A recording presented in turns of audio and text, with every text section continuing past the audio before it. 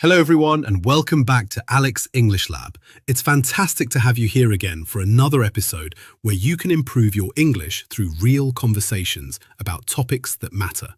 Now, let me ask you something. When you go on holiday, what's the first thing you think about? Is it trying the local food, meeting new people, exploring somewhere you've never been before? Or is it finding that one famous spot you've seen 100 times on Instagram? Let's be honest. We've all done it at least once. Social media has completely changed the way we travel. It helps us discover incredible places, plan our trips, and even avoid tourist traps. But at the same time, it has created a culture where some people seem more interested in taking the perfect photo than actually enjoying the place they're visiting. So, has social media made traveling better, or has it taken away the sense of adventure?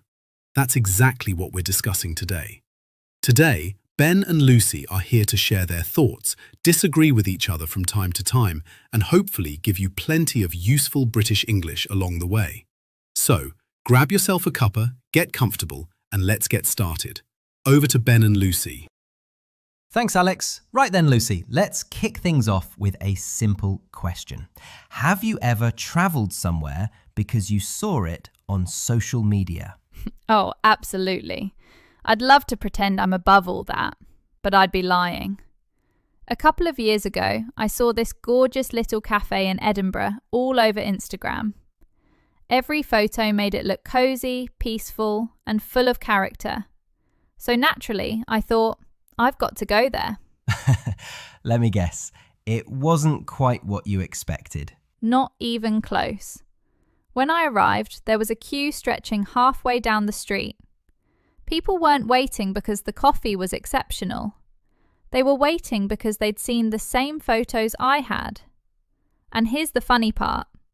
Most people spent longer taking pictures of their drinks than actually drinking them. That's brilliant. Or perhaps slightly tragic? A bit of both, really. I remember watching one couple rearrange their cakes about 6 times just to get the lighting right. By the time they'd finished, the tea must have been stone cold. Now that's crossing the line. Cold tea? That's practically a crime in Britain. Exactly. There ought to be a law against it. You know what's funny? I've caught myself doing something similar.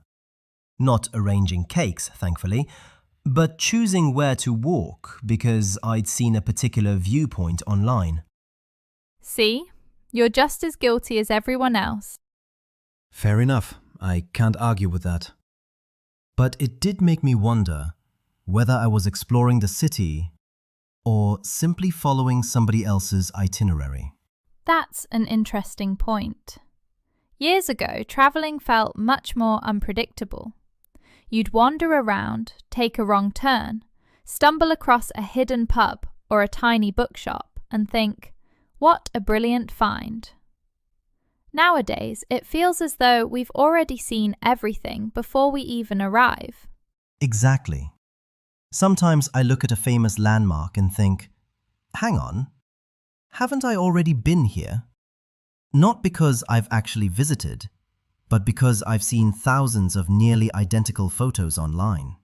It's almost impossible to experience a place with fresh eyes anymore. Take the colourful streets of Notting Hill, for example. They're lovely, really lovely. But on some days, you'll find people standing outside somebody's front door, waiting for their turn to take exactly the same picture. Can you imagine living there? You'd never get any peace and quiet. Imagine opening your front door to put the bins out and finding 20 strangers posing on your doorstep. Sorry, could you move? You're ruining my photo. Exactly. I'd probably start charging people. £5 per selfie. 10 if they want the dog in the picture. Now there's a business idea. Although, jokes aside, I do feel sorry for local residents. Some neighbourhoods weren't designed to welcome thousands of visitors every single day. That's where over-tourism becomes a real problem. People often think it's only famous cities that struggle with it, but that's not true. One viral TikTok can completely transform a quiet village or a secluded beach almost overnight. And once the crowds arrive, it's incredibly difficult to turn back the clock. Exactly. Some places lose the very thing that made them special in the first place. Peace, authenticity, a slower pace of life. Ironically, people travel there looking for something unique and end up making it feel exactly like everywhere else. That's a bit sad when you think about it. Everyone wants to discover a hidden gem until everyone else discovers it too. That's the problem with hidden gems these days. They're not hidden for very long. One influencer posts a 30-second video, it gets 1 million views, and suddenly the place is flooded with visitors. It's amazing how quickly that happens now. Social media moves at lightning speed.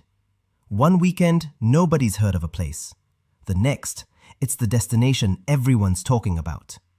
And then people start traveling with a checklist rather than an open mind.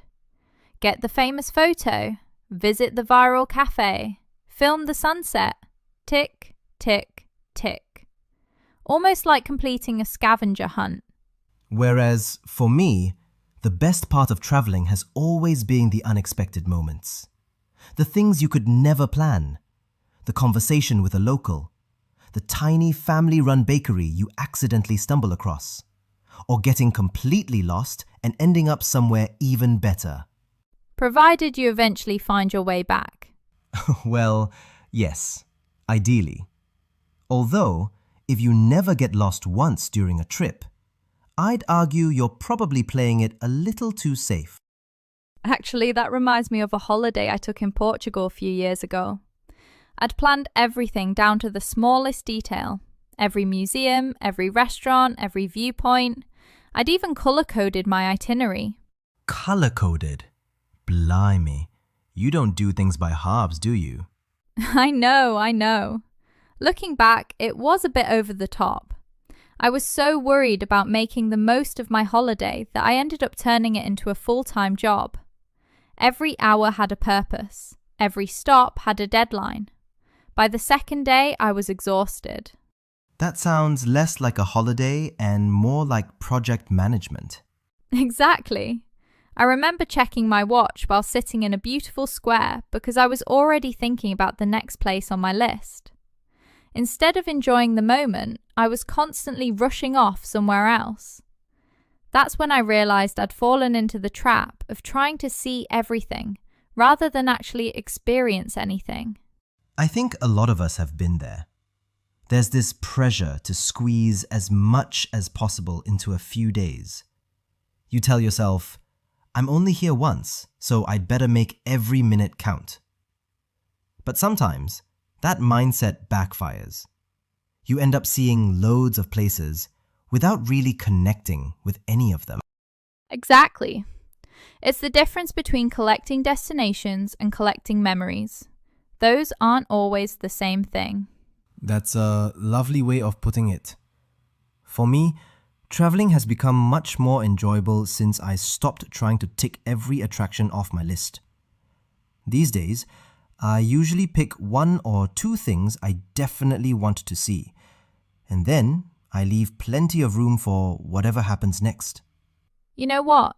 That sounds far more relaxing. I used to think traveling without a detailed plan was irresponsible. Now, I think it's one of the best decisions you can make. Not having every minute planned gives you permission to be curious. Exactly. Some of my favorite travel memories happened because I changed my mind at the last minute. Once, in Wales, I was heading towards a well-known castle when I spotted a handwritten sign saying, "Local Farmers Market." I nearly walked straight past it. Then I thought, why not? I spent the next 3 hours chatting to local people, trying homemade cheese, buying fresh bread, and listening to a folk band playing in the town square. I never even made it to the castle. And honestly, I don't regret it in the slightest. See, that's what I mean. You experience the place rather than simply visiting it. There's a huge difference. I think so too. Landmarks are wonderful. Don't get me wrong. Some of them are famous for a reason, but they're only one tiny piece of a country's identity. If all you do is queue for attractions, you're missing everything in between. The little conversations, the family-run cafes, the local markets, the tiny side streets where nothing special is supposed to happen, yet somehow they become the places you remember most. Absolutely. One thing I always try to do now is ask local people for recommendations. Not Google, not TikTok, actual people. Taxi drivers, bookshop owners, the person serving your lunch. They're usually delighted to tell you about somewhere that tourists rarely visit. That's so true. And they nearly always say the same thing. Oh, don't bother with that restaurant. It's far too expensive. Go round the corner instead. Exactly. And somehow, the place round the corner always turns out to be better. Better food, friendlier atmosphere, lower prices. What's not to like? I think social media has unintentionally convinced us that if a place isn't popular online, it probably isn't worth visiting. But that's simply not true. Some of the most memorable places I've ever been to barely had any reviews. No influencers, no drone footage, no fancy edits, just genuine people living their everyday lives. Perhaps that's what exploring really means. Not avoiding famous places altogether, but staying open to the unexpected. Being willing to wander down a quiet street instead of following the crowd. I couldn't agree more. There's a lovely British expression, to get off the beaten track. I think that's where the magic often begins. Absolutely. It doesn't necessarily mean climbing mountains or disappearing into the wilderness. Sometimes it simply means turning left when everyone else turns right. Or sitting on a park bench for 20 minutes instead of rushing to the next attraction. Exactly. People often forget that traveling isn't a competition. Nobody wins a prize for visiting the most landmarks in the shortest amount of time. Although social media can make it feel that way. You see someone's holiday highlights in a 60-second video and suddenly you think, maybe I didn't do enough. Maybe I missed out. But that's a dangerous comparison. You're comparing your real experience with someone else's carefully edited version of reality. That's such an important point. People rarely post the delayed flights, the pouring rain, the expensive taxi, the uncomfortable hotel bed, or the moment they got hopelessly lost. Especially not the sunburn. No one ever posts that. No, because that doesn't fit the aesthetic. Exactly. Travel isn't supposed to be flawless. Sometimes the little disasters become the funniest stories later on. And those stories are worth far more than the perfect photograph. At least, if you ask me. I couldn't agree more. So perhaps the real question isn't whether we should stop using social media. Maybe it's whether we should stop letting it tell us how we're supposed to travel. Now that is a conversation worth having, because technology isn't going anywhere. The challenge is learning how to use it without allowing it to take over the experience. And that's exactly what we'll talk about next. So then, Lucy, here's the million-pound question. Can we still have genuine adventures in a world where we've already seen every destination online? I honestly think we can, but I also think we have to make a conscious effort. Adventure doesn't disappear because technology exists. It disappears when we stop being curious. I like that. Nowadays, we have more information than ever before. We can check train times, translate menus, book accommodation in minutes, and find our way around with a map in our pocket. Those are brilliant tools. The problem isn't technology itself. It's relying on it every single second. Exactly. Sometimes I deliberately put my phone away for an hour or two when I'm traveling. No maps, no social media, no notifications, just walking. At first it feels a bit strange, almost uncomfortable. Then, after a while, you start noticing things you'd normally miss. The sound of street musicians, the smell of fresh coffee drifting out of a cafe, children playing in a nearby park, someone watering flowers on their balcony.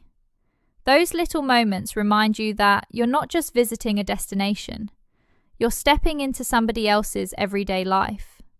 That's beautifully said. I do something similar.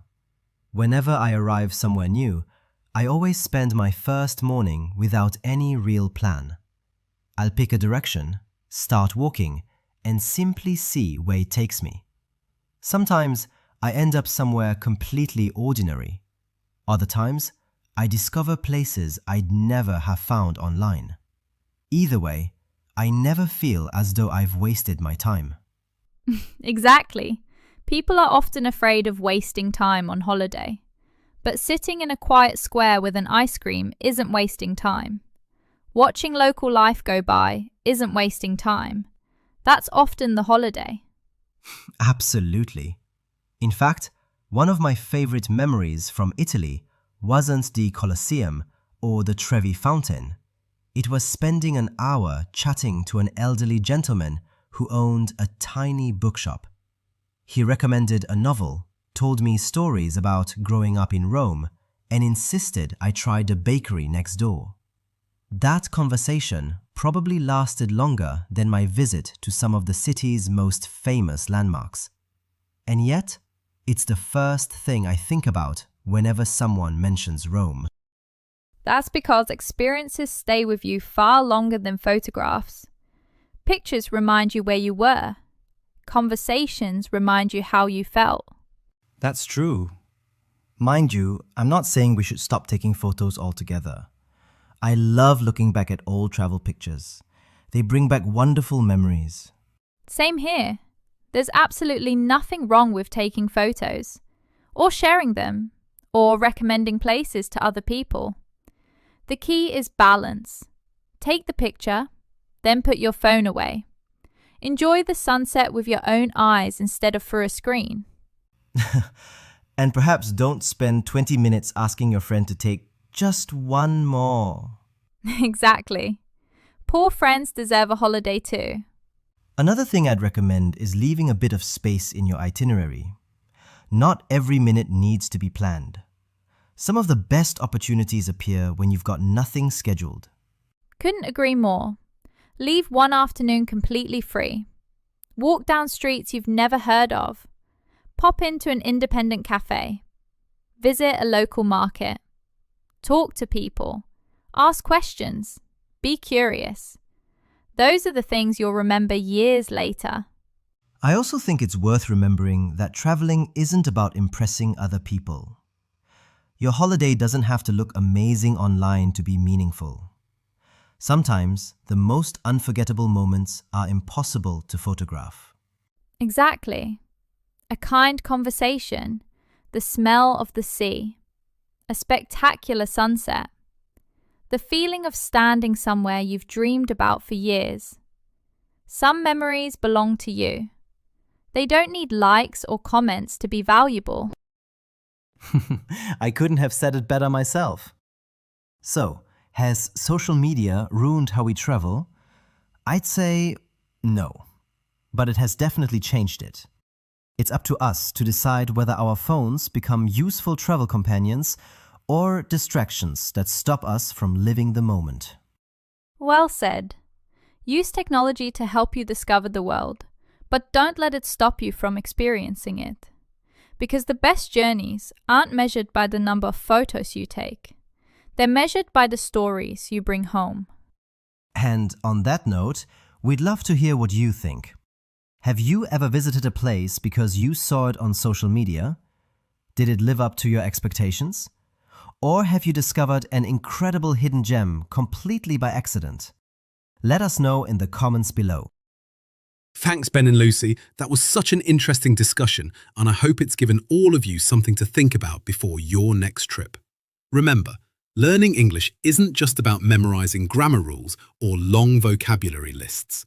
It's about listening to real conversations, picking up natural expressions, and learning how native speakers actually communicate.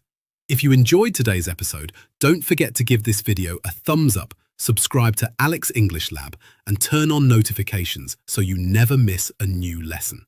And here's today's question for you. Has social media changed the way you travel? Why or why not?